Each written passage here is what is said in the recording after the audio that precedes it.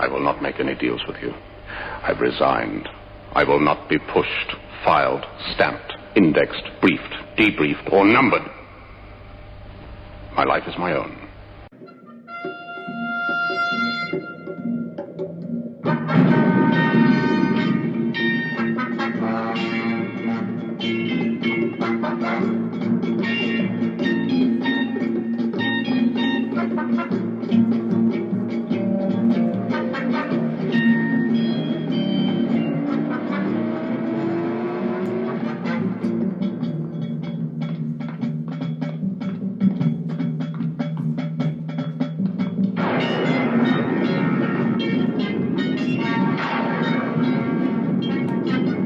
Welcome back to another episode of the Captain Mike Show as we're going through the book of Daniel. This is number 12 in our series, and we will finish today because we're towards the end of chapter 11 of Daniel, and we're going to do 12, and we'll have it wrapped up. If you're joining me for the first time, I encourage you to go back a few episodes or go back to the very beginning. It's an exciting journey, a high-level overview of future end-time events and Bible prophecy that I'm doing. And so I'm just going to pick up where we left off. And we're in, basically, when we left off last time, we were in Daniel chapter 11, verse 40 through 41, where we're talking about the Battle of Armageddon that's talked about in the book of Revelation, and the people that are really tired and sick of the Antichrist rule and want to get him off their back because of his technocratic, ruling, fanatical, whatever you want to call it, cruel regime.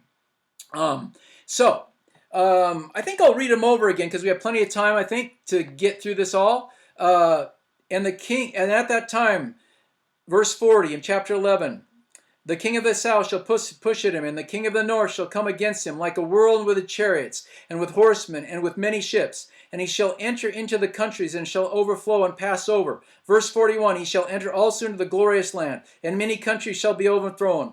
But these shall escape out of his hand, even Edom, and Moab, and the chief of the children of Ammon. He shall stretch forth his hand also upon the countries. The land of Egypt shall not escape, but he shall have power over the treasures of gold and of silver, and over all the precious things of Egypt. And the Libyans and the Ethiopians shall be at his steps. Okay, I read a little further than when I quit last time, but that's okay. Here's the deal. All these powerful armies of the earth, end times, we're talking during the tribulation period here now, that hasn't happened yet. Russia, or like something up in that northern European area, a bunch of confederation of nations, probably Europe and what's left of Russia. And then in the south, you have China, you probably have some of African. They all come, Valley of Jezreel. Revelation explains that, about that. They come to battle this Antichrist figure because they're sick of him. They want to get free of him. Doesn't mean they're great people. There may be some people that are believers in it, but they're just tired of this guy's control. But as you see, he's such a strong leader and such a military ruler, they're not able to shake him off. And there's even that 200 million man army that comes from the east that comes against him during this period. But even that is not able to defeat the Antichrist. The only thing that defeats the Antichrist ultimately is when Jesus comes back and defeats him in the Valley of Jezreel, in that whole area, that big plain that's in Israel.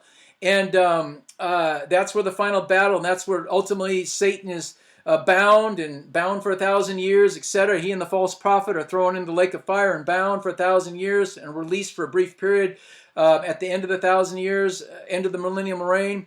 But that's what's happening here, okay? But he does, as we read in verse 42 and 43, because he has this power and authority, still, Jesus hasn't defeated him yet. Sadly, all these kings don't defeat him. They lose. Let's pick up. Verse 43, kind of a repeat. But he shall have power over the treasures of gold and silver, and over all the precious things of Egypt. And the Libyans and the Ethiopians shall be at his steps. Verse 44 of chapter 11. Verse 44 of chapter 11 of Daniel.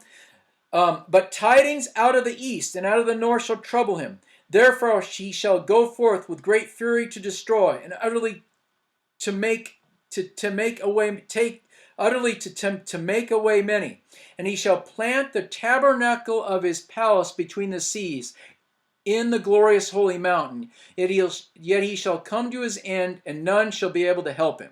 So that's where he makes his final stand in Israel. He stands, basically in Jerusalem is what I would say this infers. There's still more battles coming against him. They're not able to defeat him, but then he does come to his end in the end of verse 45, as it says. He does come to his end, which means Jesus comes back and defeats him in the Battle of Armageddon. That's what happens there. So that ends Daniel 11. And man, what a wild journey that was. And hopefully, with reading the historical background in the first book I read, or the history book, and then when I went through almost all the verses, that makes a lot more clarity to you. And certainly write in the comments if you have any questions or inputs. Love to hear from you guys. All right. So let's dive into chapter 12, because we want to finish this session out with chapter 12. This is a profound and exciting chapter for the children of God, because there's some great promises in here for the Christians living during this period, as well as some challenges. So here we go. Chapter 12. And at that time, during this intense tribulation period, at that time shall Michael stand up, the great prince, which standeth for the children of thy people. And there shall be a time of trouble, such as never was since there was a nation, even to the same time.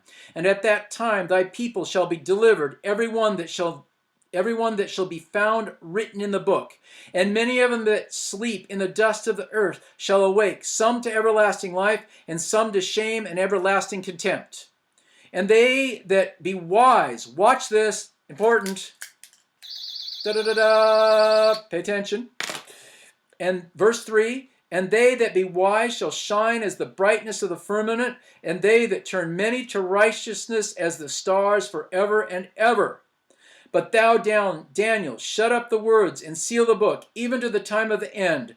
Many shall run to and fro, and knowledge shall be increased. Okay, a lot packed into those scriptures. Bottom line is this. He starts out in verse 1 explaining about the tribulation. Great trouble, such as never was since there was a nation. Jesus himself refers back to Daniel in verse 12, verse 1, in Matthew 24, in Luke chapter 21, 22, Mark chapter 12, 11 and 12. They're all the same kind of tribulation speeches that Jesus gives. Refers, again, like Jesus refers to the abomination of desolation we read in chapter 11. So this is not fantasy. This is really what happens. It's not just once or twice. This is confirmed. This tribulation is something that has not happened. It's on the way. So anyway, there you go. But in this, you'll see there's a lot of conflict for the children of God. There's a lot of conflict, a lot of battles, a lot of stresses under the Christian church in this time. It's suffering great persecution. But verse 3 promises great revival, promises great signs and wonders, I believe, great power and anointing the church has never seen yet. Signs, I feel like you'll see the Jesus anointing on many people in this period. Salvations, miracles, raising of dead people, arms growing out, translations from one place on the earth to the other. You're going to see God really match this demonic power in the end times. And there's a lot of places we're going to get into proving that. Even Joel talks about in the last days, your sons and daughters will have dreams and visions. People do exploits in like we've read in chapter 7 and 8 of Daniel. So just know that this is not, we don't have to hang our heads and be sad we have to go through the tribulation or half the tribulation. My viewpoint, eschatology-wise, is that we go through half of the tribulation, 3.5 years through the first of the 7 years of the last of the 70 weeks. We begin the last of the 70 weeks with the Antichrist signing some kind of agreement in Daniel 9:27. We don't know what that is exactly, but that's when the tribulation starts. World government is in place already. There's the 10-nation confederation of states. And then, of course, the Antichrist, after probably the 3.5 years, he breaks the covenant that he made in the beginning, and he begins to take over three of those 10 kingdoms, and then he starts to rule over all of them with an iron fist. And I believe we go through a lot of stresses and tribulations as Christians for 3.5 years. But about it, when the abomination of desolation, when he goes into the manufactured Jewish temple or the tent that's erected, the old tabernacle that they may still have in storage somewhere, we don't know. There's good indication that the Ark of the Covenant still exists, and is in hiding for the right time. a restructured Jewish temple, or the old tabernacle of Moses still be around. We don't know that for sure. So it's pretty kind of science fiction cool things out there that some archaeologists that in the know have spoken about. But we know this, that when that happens, I feel the rapture happens for the church. And there's a lot of evidence. We'll get into the book of Revelation about that. And during that period, then the wrath of God is, well, as soon as the church is removed, we go through 3.5 years of intense persecution, intense signs and wonders, and intense goings on during that half of the tribulation. But then when we get raptured out of here, halfway through the tribulation, then the wrath of God hits. That's where we call my type of people believe we're mid-trib, pre-wrath rapture. So after we're out of here, then the wrath of God is poured out. That's when some of the bold judgments hit. That's when some of the really bad stuff talked about in Revelation, where the rocks fall on people, the hail starts showing up, the earthquakes happen. They cry out for the rocks to fall on them. They want to die, but they don't die. They're in their caves hiding out, but they're afraid of the wrath of God. The Antichrist is ruling and reigning and wreaking havoc during that time also. But the people that serve him are basically freaking out because all the judgments be poured out on the earth. That's when earthquakes happen and the waves are roaring. There's just chaos breaking out on the earth. The moons, the stars. There's meteors hitting. There's all kinds of crazy things happening. There's plagues being released. But we're out of here. The church is out of there for that judgment part upon the unbelievers and the Antichrist. And there are some people that do sneak through that period and ultimately do get saved. Probably not a lot of them, but there's some that do make it through that horrendous period. But that's what we believe. So there, let's just pick up from there. Verse 5. Verse 4. But thou, O Daniel, shut up the words and seal the book, even to the time of the end. Many shall run to and fro, and knowledge shall be increased. Now that's talked about also in Matthew 24, about at the end times, knowledge will increase. I'm sure that refers to jet travel, computer systems, all that kind of stuff. Then I, Daniel, looked, and behold, there stood other two, this one on this side of the bank of the river, and the other on the other side of the bank of the river. And one said to the man clothed in linen, which was upon the waters of the river, how long shall it be to the end of these wonders? And verse 7 says, and I heard the man clothed in linen, which was upon the waters of the river, when he held up his right hand and his left hand unto heaven, and swore by him that liveth forever, that it shall be for a times and a half. And when he shall have accomplished to scatter the power of the holy people, all these things shall be finished. So that's basically 3.5 years, if you understand what times and a half mean. That's 3.5 years. We're talking about the tribulation. That's 3.5 years into the tribulation, like I just explained, where the power of the holy people shall be finished. That's when the persecution is the most intense, and the church is kind of losing the battle during that period. I hate to say it, but that's what Scripture says, and other places also. And that's where Jesus has mercy and grace on us and pulls us out of here, because the persecution is so intense. Okay, verse 8. And I heard, but I understood not. Then said I, my Lord, what shall be the end of these things? And verse 9. And he said, go thy way, Daniel, for the words are closed up and sealed till the time of the end. Many shall be purified and made white, and tried, but the wicked shall do wickedly. And none of the wicked shall understand, but the wise shall understand. And from the time that the daily sacrifice shall be taken away, and the abomination that maketh desolate set up, there shall be 1,290 days. Basically 3.5 years. And there's that abomination, the desolation. Jesus keeps referring to that too. So this is a real concrete event. Okay, blessed is he that waiteth and cometh to the 1,305 and 30 days. But go thy way till the end, for thou shalt rest and stand in thy lot at the end of the days. I'm going to read that again, verse 11 and 12. And from the time that the daily sacrifice shall be taken away, and the abomination that maketh desolate set up, there shall be 1,290 days. Blessed is he that waiteth and come to the 1,305 and 30 days. But go thy way till the end be, for thou shalt rest and stand in thy lot at the end of days. Okay, so back up to verse 9 and 10. He tells Daniel to go his way these prophecies will be sealed up till the time of the end.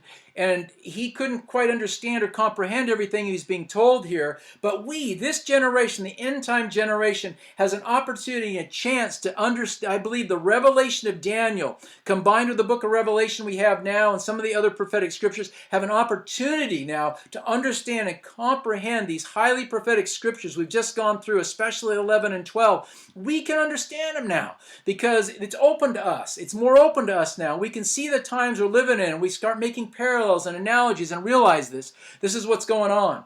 And so I think that's really encouraging and exciting. Now, I just read the time, blessed is he that waiteth in verse 12 to the 1,335. Oh, I'm sorry. Got ahead of myself. Too excited. Verse 10. Let's go back to verse. Many shall purify and made white and tried, but the wicked shall do wickedly.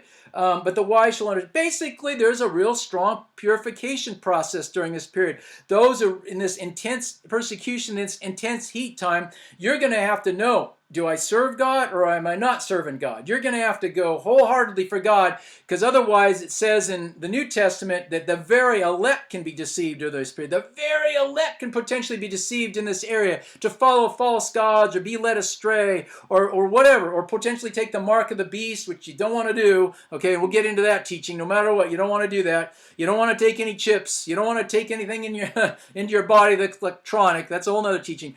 But they're going to be refined. It's just, that's how intense it's going to be. And the wicked are just going to be wicked. There's just going to be mean people. There's just going to be wicked, mean people still. Okay, now let me explain a little bit of discrepancy in those days. Now if you do the math, there's 45 days. Some experts, if they do math without getting into it, I don't have time to explain it right now, they say it's 30 days. But there's between 30 and 45 days here, and what some people think is it's a timing issue of, maybe there's a delay when Jesus comes back versus when the abomination of desolation, you have to hang in there for another 30 or 45 days of persecution. There's just a little bit of a time lag there when the abomination of desolation is set up versus when Jesus actually comes back and grabs the church out of here. So you may have to wait a little period of there. It's not like the second the guy goes in the temple and desecrates it, the church rapture, maybe a delay. That's what most scholars think. So that's just a little bit of a time delay. It's nothing significant. It's just nothing to get wrapped up on. But it is still talking to basically a 3.5 mid-trib period of the full 7 years of tribulation. Wow, we've come to the end of that. That was pretty exciting, I think. And that's the number 12 of our series. So go back and listen to the other ones, and let me know what you think. And love to have comments and input. And the next series we'll do will be something prophetic too. I'm not sure what I'm going to do next, but keep tuned. Stay tuned to this station. Subscribe to my channel. Like me if you can. Pass the word on. Please pass this on to other people. If you want to donate, please donate. As you'll see the closing trail that's come up in a minute, we donate to Elisha Revolution Ministries, a prophetic evangelistic ministry that feeds poor people and is just doing great things right now. Till next time for another exciting prophetic series. Stay tuned, and God bless all of you. And I hope, what I really hope is I hope you found some encouragement and some optimism in this, but also there's some sober, awakening things too to pay attention to. Well, God bless all of you, and we'll see you next time. Captain Mike, come to the end of another Captain Mike show. Thank you for joining us. If you like this teaching, please consider donating by clicking on the PayPal link in the description area of this video. 1/3 of all donations go to Elisha Revolution Ministry in San Diego, California, for helping feed people in need in Africa and Pakistan. It's a very strong evangelistic and healing ministry that has been experiencing an ongoing 4-night-a-week revival for over 4 years now. If you would like to contact me directly, you may email me at thecaptainmikeshow@yahoo.com. Remember Acts 4:12. Neither is there salvation in any other, for there is none other name under heaven given among men whereby we must be saved. Speaking of Jesus Christ. And also, please remember John 14:6. Jesus say unto him, I am the way, the truth, and the life. No man cometh to the Father but by me. Blessings to all of you, and until next time, be seeing you.